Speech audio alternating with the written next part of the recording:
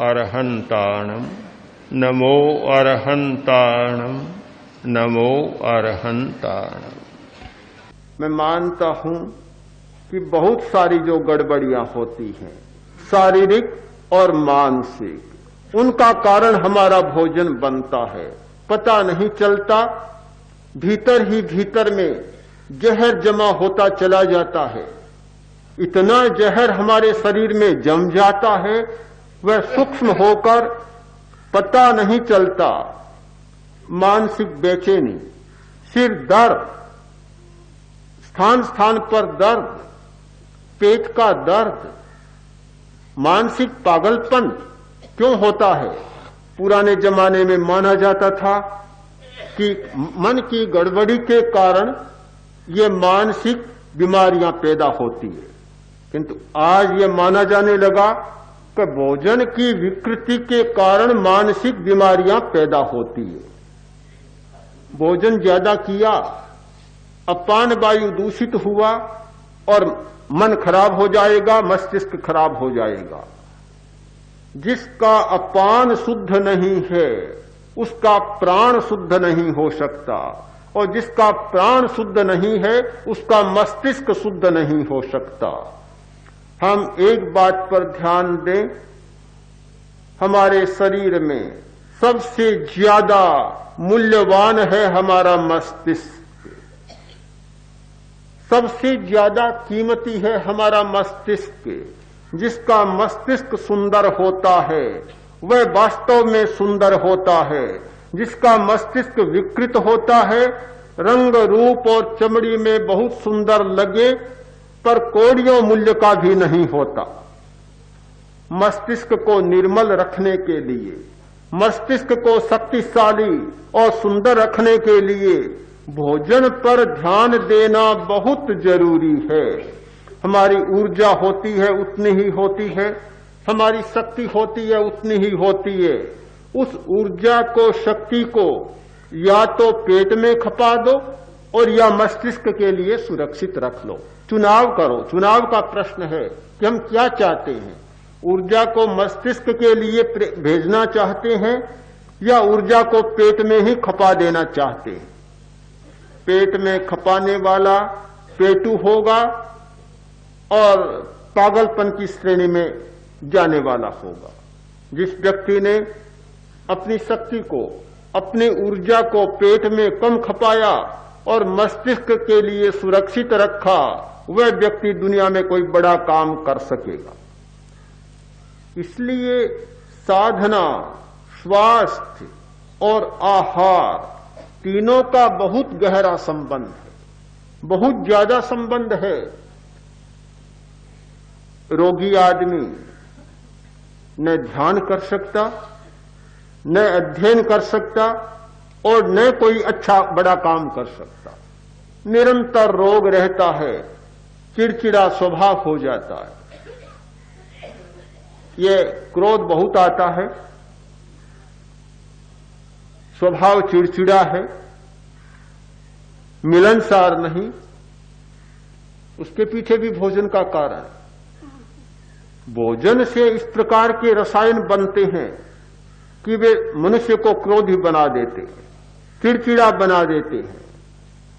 एक बात को हम ठीक समझ लें, इस बात पर ध्यान दें कि स्वास्थ्य को ठीक रखना है, शारीरिक स्वास्थ्य और मानसिक स्वास्थ्य दोनों को ठीक रखना है, तो फिर हमें अपान पर सबसे ज्यादा ध्यान केंद्रित करना होगा। यह नाभि से लेकर और गुदा तक का स्थान है, छोटा सा स्थान। यह जिसका जितना निर्मल होगा उसकी आत्मा उतनी निर्मल, उसका स्वभाव उतना निर्मल, उसका चिंतन उतना ही निर्मल होगा। और यह स्थान जिसका दूषित है, फिर आशा मत करो कि वह कुछ होगा। हमारे चुनाव का प्रश्न है, हम चुनाव करें कि क्या चाहते हैं। कुछ करना चाहते हैं, साधना का विकास करना चाहते हैं, तो कोरा ध्यान करने से काम नहीं चलेगा। कोरा कायोत्सर्ग करने से काम नहीं चलेगा, शरीर प्रेक्षा, श्वास प्रेक्षा करने से काम नहीं चलेगा। ये तब हमारे सहायता करेंगे कि जब हम भोजन पर ध्यान केंद्रित करेंगे। जब भोजन पर ध्यान हमारा केंद्रित नहीं, ध्यान किया परिणाम नहीं आएगा, कायोत्सर्ग किया परिणाम नहीं आएगा। इधर कायोत्सर्ग किया, शरीर को संतुलित किया, रक्तचाप को संतुलित किया, तनाव को मिटाया, और उधर ठूंस कर खाया, जितना मिटाया उससे ज्यादा फिर भर लिया, कोई अर्थ नहीं होगा। हम एक नई दिशा में प्रस्थान करें। नई दिशा वह यह है कि पहले भोजन की मात्रा को जाने, फिर ये जाने कि कितनी बार खाना चाहिए। सबसे अच्छा था 2 बार खाना, और कोई 2 बार में न रह सके तो 3 बार खाना, बस इससे ज्यादा संभव नहीं है। पहले ही चर्चा मैंने की थी, पुराना सिद्धांत है कि याम मध्य न भुंजीत, एक पहर में 2 बार नहीं खाना चाहिए। आज का सिद्धांत भी यह है, अभी दूध पिया तो दूध को पचने में 2-2.5 घंटा लगेगा, 3 घंटा लगेगा, तो फिर कुछ भी नहीं खाना चाहिए। लोग खाते हैं, दूध पीते हैं,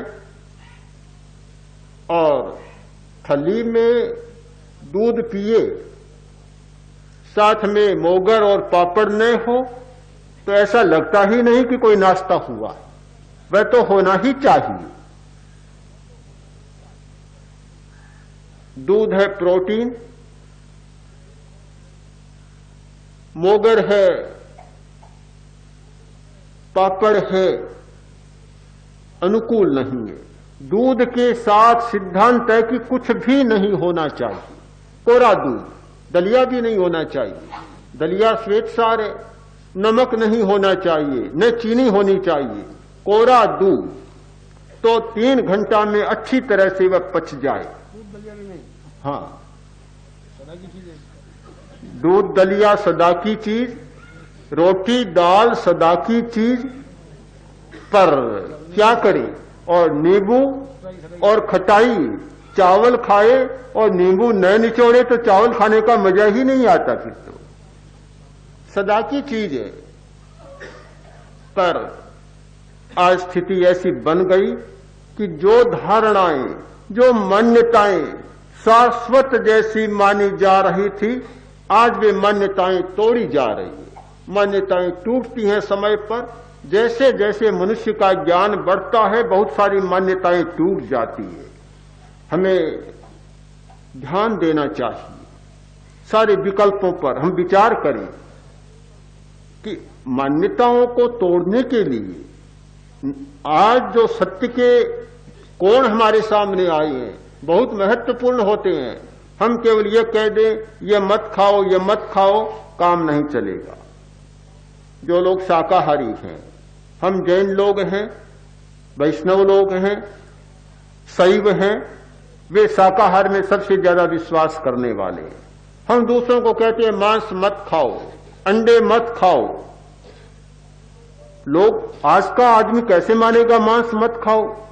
आज के विद्यार्थी के सामने सबसे पहले यह प्रश्न आता है कि मांस में प्रोटीन बहुत अच्छा होता है। मांस जैसा अच्छा प्रोटीन किसी पदार्थ में नहीं होता। आज के विद्यार्थी के सामने आता है कि अंडे में बहुत जीवन सत्व होता है। भला वह विद्यार्थी अंडे को क्यों छोड़ेगा और मांस को क्यों छोड़ेगा? विटामिन बहुत है, वह क्यों छोड़ेगा? जब तक हम वैज्ञानिक दृष्टि से उस पर विचार नहीं करेंगे और उसके सामने दूसरा विकल्प प्रस्तुत नहीं करेंगे, तब तक न कोई आज का पड़ने वाला मांस को छोड़ेगा, न अंडों को छोड़ेगा। मांस में प्रोटीन बहुत अच्छा होता है। अब जो मांस न खाए तो पूछेगा कि हमें बताइए हम क्या खाएं, फिर प्रोटीन कहां से मिले। विकल्प पर हमें ध्यान देना होगा। मांस नहीं खाने वाला व्यक्ति सोयाबीन खाता है। सोयाबीन में जितना अच्छा प्रोटीन होता है, मांस में भी उतना अच्छा प्रोटीन नहीं। सोयाबीन का दूध भी होता है, सोयाबीन का आटा भी बनाया जा सकता है, रोटी में भी मिलाया जा सकता है, और बहुत अच्छा प्रोटीन होता है। सोयाबीन एक वनस्पति है। जाने दें, राजस्थान में सोयाबीन कहां से आएगा, बाजरी में कितना अच्छा प्रोटीन है। बाजरी खाने वाला बहुत शक्ति प्राप्त कर लेता है। मैं कई बार सोचता था कि हमारे साधु साध्वियां चतुर्मास के बाद विहार करके आते हैं, रास्ते में गांव में जाते हैं, उन्हें बाजरी की रोटी राबड़ी मिलती है, कैसे काम चलता होगा। भोजन की अपर्याप्तता के कारण क्या स्थिति बनती होगी। किंतु जैसे जैसे बाजरी का अध्ययन किया, बाजरी के तत्वों को जाना, बाजरी की शक्ति को जाना, तो पता चला कि बाजरी में जो ताकत है मांस में भी नहीं। अध्ययन नहीं, सेवन भी किया है। हाँ, खाया है। रबड़ी तो शायद चखी नहीं, स्वाद भी याद नहीं है, पर राबड़ी का स्वाद तो जरूर है, रोज खाते हैं लगभग जब मिलती है। क्योंकि राबड़ी में और रोटी में जो ताकत है। एक बार ऐसा हुआ, एक कुश्ती लड़ने वाले दो मल्ल थे, एक था मांसाहारी और दूसरा केवल बाजरी पर रहा हुआ।